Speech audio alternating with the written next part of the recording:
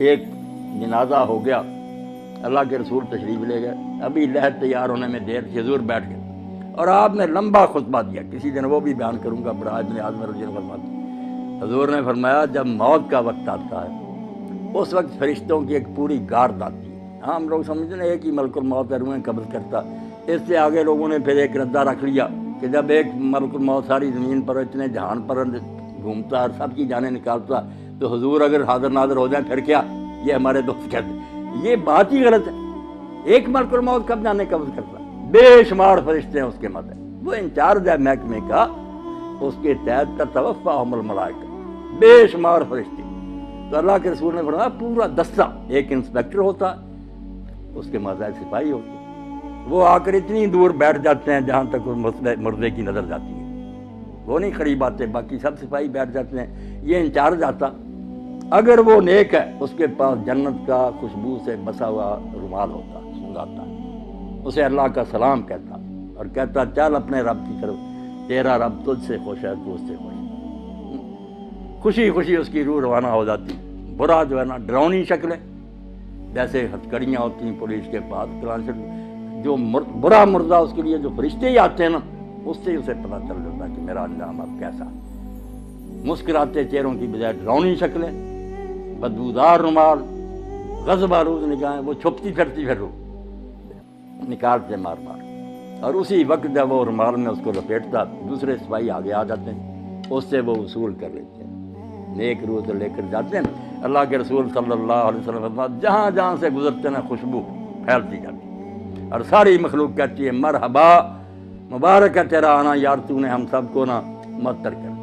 اور اگر برا تو بدبودار رومال، بدبو پھیلتی اور سارا جہان لعنت کرتا کہ تو کیسی منحوس روح ہے، ہمارا دماغ ہی خراب کرے۔ آسمانوں پر جاتے ہیں، پھر وہاں اجازت مانگتے ہیں کہ دروازہ کھولا جائے، کھولتے جاتے ہیں نیک کے لیے، 7 آسمان پر کے اللہ کی عدالت میں لے جاتے ہیں۔ حکم ہوتا ہے کہ اس کا سارا جو ہے نا اندراج وہ علیین میں کر دو، جو علیین سجین مشہور ہے کہ کوئی 2 جگہ جہاں روئے رہتی، غلط بات ہے۔ علیین سجین صرف آفس ہے، دفتر ہے، وہاں نیک لوگ جو ہیں ان کا اندراج ہو جاتا ہے کہ یہ شخص فوت ہو گیا، اس کی پوری کتاب جو زندگی تھی وہ بھی جمع کرا دی جاتی کہ یہ اس کا سارا ریکارڈ ہے۔ دوبارہ حکم ہوتا ہے کہ زمین میں سے میں نے اس کو پیدا کیا، وہیں لے جاؤ، زمین سے ہی دوبارہ اس کو پیدا، وہ روحیں واپس آ جاتی ہیں پھر اسی قبر کی طرف۔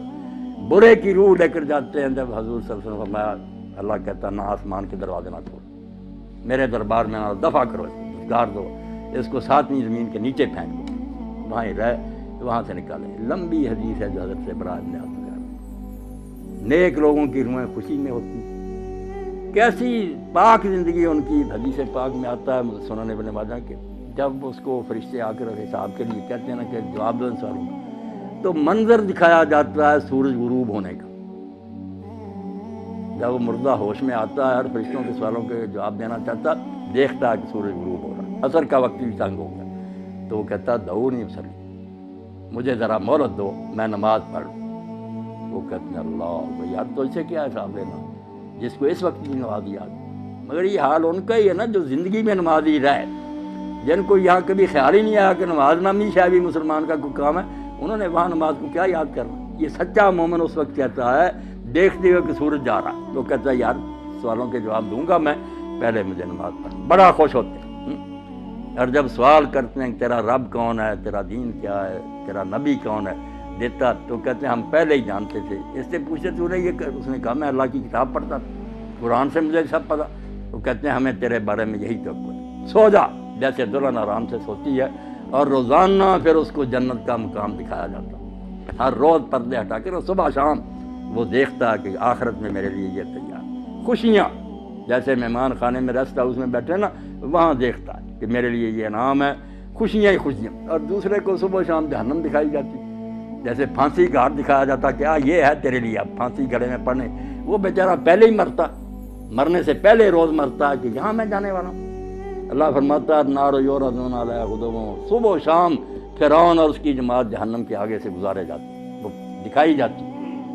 اور یوم القیامت یردون الی اشد، جب قیامت کا دن ہوگا سچ مچ داخل ہو جائیں، یعنی مرنے سے پہلے ہی فرشتوں کے شکلوں اور رویوں سے ہی پتہ چل جاتا کہ میرا حشر اب کیا ہے، اور بعد میں جو قبر میں جاتے ہی شروع ہو جاتا یا ایک سوال جو ہم لوگوں کو پریشان کرتا ہے کہ جب یہاں ہی سوال جواب ہوتے ہیں لوگوں کو ثواب عذاب ملنا شروع ہوتا ہے، قیامت میں پھر کیا ہوگا؟ جو کہتے ہیں صاحب صاحب قیامت کو ہونا ہے، ادھر آپ بیان کر رہے ہیں کہ سوال جواب ہوتے ہیں اور ثواب و عذاب ہوتا، یہ بھی آپ لوگ سمجھدار ہیں، سمجھنے کی بات ہے، ورنہ پریشانی ہوتی ہے۔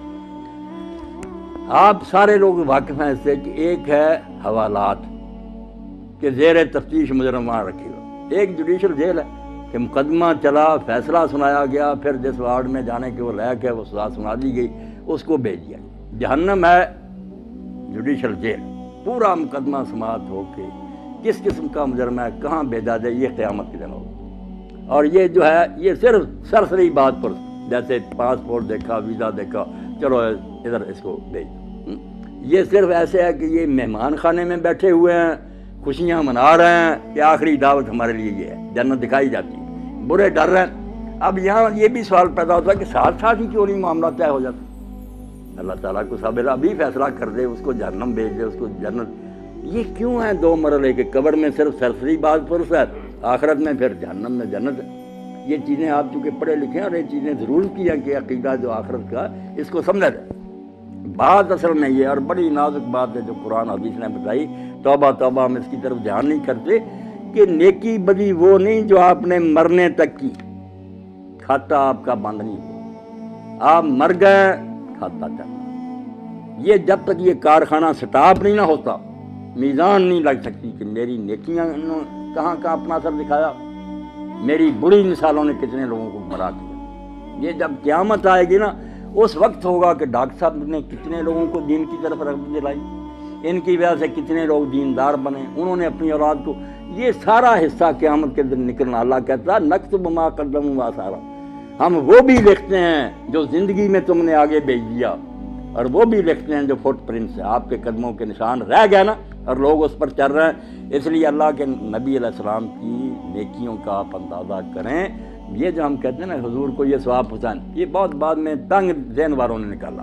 رسول اللہ کو پہنچانا کیا؟ جو نیکی امت کرتی ہے نا، میں نے قرآن پڑھا، نماز پڑھی، روزہ رکھا، ہر ایک امتی کے اس عمل میں سے ایک آپ کے کھاتے میں جا رہا ہے، صحابہ کے جا رہا ہے، اماموں، انہوں نے دین ہم تک پہنچایا۔ جو نیکی سکھائے گا، جتنے اس کے بعد جہاں تک وہ چلتی رہے گی اس کو ثواب ملے گا۔ یہ ایسا بینک کا کھاتا ہے جو بند نہیں ہوتا۔ اور برائی بھی اگر آپ نے شروع کر دی کہ اچھا بڑا گاؤں تھا، آپ نے کوئی لڑکی اغوا کر دی، کوئی قتل کر دیا، دشمنیاں ہو گئیں، آگے خون خرابے قیامت تک چل رہے ہیں، تو آپ کو حصہ نہیں ملنا۔ اگر ہٹلر نے جنگ عظیم لگا دی اور ساری مہنگائی ہوگی، دنیا مر گئی، تو اس کو سزا مل سکتی تھی دنیا میں؟ کون سی عدالت تھی؟ اس کے پاس کتنی زندگیاں تھیں کہ اس کو بار بار ایک ایک کے بدلے مارا، لاکھوں تو انسان مرے ہیں۔ اب قیامت کا دن چونکہ وہاں بار بار زندہ ہونا، بار بار مرنا، یہ عدالت نے سنا، اس کو اتنی بار پھانسی دی ہے۔ یہ بیچارے کہتے ہیں قانون کے مطابق اس کو دینی تو چاہیے مگر دے نہیں سکتے، وہاں سچ مچ جیت جائے گی۔ تو یہ نیکی اور بدی کا جو لمبا چوڑا تصور ہے کہ نیکیاں بھی جہاں جہاں جا رہی ہیں، یہ بھی آپ کے کھاتے میں پڑی۔ اسی لیے اللہ کے رسول علیہ السلام فرماتے ہیں آدم کا پہلا بیٹا جس نے اپنے بھائی کو قتل کیا، اب جب قتل ہوتا ایک گناہ اس کے کھاتے میں اور قتل کا پڑتا جاتا کہ تو نے یہ سننا شروع کی۔ اگر یہ بد رسم تو شروع نہ کرتا تو کیوں انسانوں میں قتل؟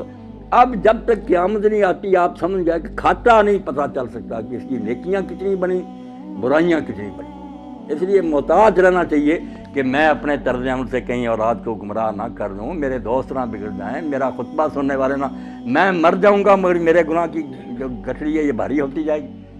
کوشش کروں کہ میں اچھی مثال قائم کروں تاکہ اس پر لوگ چلیں، تو میرے مرنے کے بعد بھی وہ ثواب مجھے پہنچتا رہے۔ اس لیے اس کے سوا کوئی چارہ نہیں کہ جاتے وقت صرف سرسری کاغذات دیکھے جائیں، ان کو مہمان خانے میں ٹھہرا دیا جائے، ان کو حوالات میں بند کر دیا جائے، اور انتظار کریں آخری عدالت کا کہ جب آخری عدالت آئے گی پھر ہاتھ پاؤں بولیں گے، فرشتے گواہی دیں گے، زمین بولے گی، سارا تیرے نیکی بری کا کچا چٹھا آ جائے گا، جنت دوزخ کا فیصلہ اس وقت ہوگا۔ اور جنت دوزخ بھی کوئی ایک نہیں، اب جنت کا نبی علیہ السلام نے فرمایا کہ تم سمجھو بس جنت میں چلے ایک برابر ہے، وہاں 100 درجہ جنت۔